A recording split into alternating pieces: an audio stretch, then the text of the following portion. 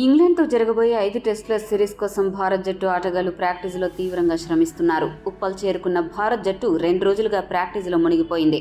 మరోపక్క ఇంగ్లాండ్ జట్టు మాత్రం మొదట అబుదాబిలో ప్రాక్టీస్ శిబిరాన్ని నిర్వహించి అక్కడ స్పిన్ ఎలా ఎదుర్కోవాలి అన్న దానిపై తీవ్ర స్థాయిలో కసరత్తులు చేసింది.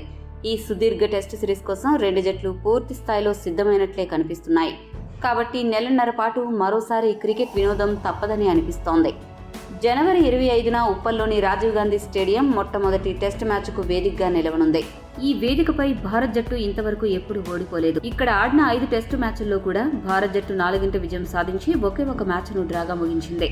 ఇక ఈ స్టేడియంలో భారత స్టార్ బ్యాట్స్మెన్ విరాట్ కోహ్లీ, చతేశ్వర్ పుజారాలు అనేక రికార్డులను నమోదు చేశారు. విరాట్ కోహ్లీ ఇక్కడ ఆడిన 5 ఇన్నింగ్స్ల్లో 76 సగటుతో 379 పరుగులు చేశాడు.